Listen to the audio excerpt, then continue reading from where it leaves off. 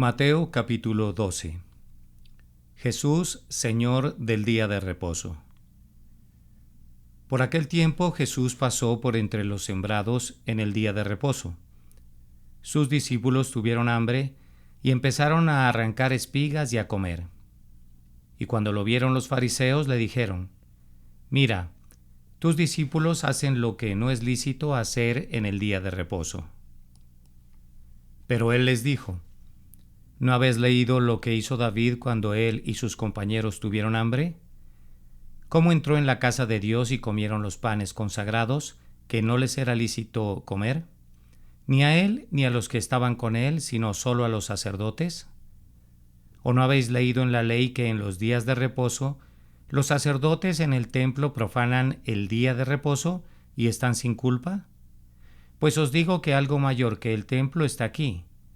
Pero si hubieras sabido lo que esto significa, misericordia quiero y no sacrificio, no hubierais condenado a los inocentes, porque el Hijo del Hombre es Señor del día de reposo. Jesús sana al hombre de la mano seca. Pasando de allí entró en la sinagoga de ellos, y he aquí había allí un hombre que tenía una mano seca, y para poder acusarle le preguntaron diciendo: ¿Es lícito sanar en el día de reposo? Y él les dijo: ¿Qué hombre habrá de vosotros que tenga una sola oveja? Si ésta se le cae en un hoyo en el día de reposo, ¿no le echa mano y la saca? Pues, ¿cuánto más vale un hombre que una oveja? Por tanto, es lícito hacer bien en el día de reposo. Entonces dijo al hombre: Extiende tu mano. Y él la extendió y le fue restaurada sana como la otra. Pero cuando los fariseos salieron, se confabularon contra él para ver cómo podrían destruirle. Jesús, el siervo escogido. Mas Jesús, sabiéndolo, se retiró de allí, y muchos le siguieron, y los sanó a todos. Y les advirtió que no revelaran quién era él, para que se cumpliera lo que fue dicho por medio del profeta Isaías, cuando dijo: Mirad mi siervo a quien he escogido, mi amado en quien se agrada mi alma. Sobre él pondré mi espíritu, y a las naciones proclamará justicia. No contenderá ni gritará, ni habrá quien en las calles oiga su voz. No quebrará la caña cascada, ni apagará la mecha que humea, hasta que lleve a la victoria la justicia, y en su nombre pondrán las naciones su esperanza. Jesús y Beelzebú. Entonces le trajeron un endemoniado ciego y mudo y lo sanó, de manera que el mudo hablaba y veía. Y todas las multitudes estaban asombradas y decían: ¿Acaso no es este el hijo de David?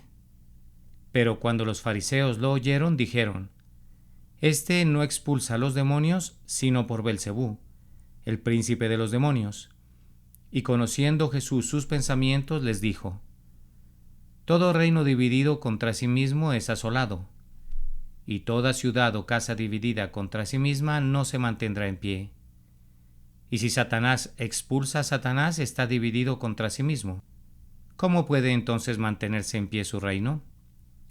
Y si yo expulso a los demonios por Beelzebú, ¿por quién los expulsan vuestros hijos? Por tanto, ellos serán vuestros jueces.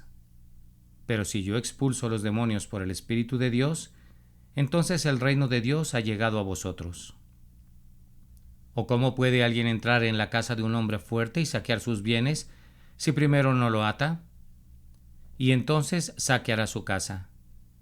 El que no está conmigo es contra mí, y el que no recoge conmigo desparrama. Por eso os digo: todo pecado y blasfemia será perdonado a los hombres, pero la blasfemia contra el Espíritu no le será perdonada. Y a cualquiera que diga una palabra contra el Hijo del Hombre, se le perdonará, pero al que hable contra el Espíritu Santo no se le perdonará ni en este siglo ni en el venidero. O haced bueno el árbol y bueno su fruto, o haced malo el árbol y malo su fruto, porque por el fruto se conoce al árbol. Camada de víboras, ¿cómo podéis hablar cosas buenas siendo malos? Porque de la abundancia del corazón habla la boca. El hombre bueno de su buen tesoro saca cosas buenas, y el hombre malo de su mal tesoro saca cosas malas. Y yo os digo que de toda palabra vana que hablen los hombres, darán cuenta de ella en el día del juicio. Porque por tus palabras serás justificado y por tus palabras serás condenado. Escribas y fariseos demandan señal. Entonces le respondieron algunos de los escribas y fariseos diciendo: Maestro, queremos ver una señal de parte tuya. Pero respondiendo él les dijo: Una generación perversa y adúltera demanda señal, y ninguna señal se le dará sino la señal de Jonás el profeta. Porque como estuvo Jonás en el vientre del monstruo marino 3 días y 3 noches, así estará el Hijo del Hombre 3 días y 3 noches en el corazón de la tierra. Los hombres de Nínive se levantarán contra esta generación en el juicio y la condenarán, porque ellos se arrepintieron con la predicación a Jonás, y mirad, algo más grande que Jonás está aquí.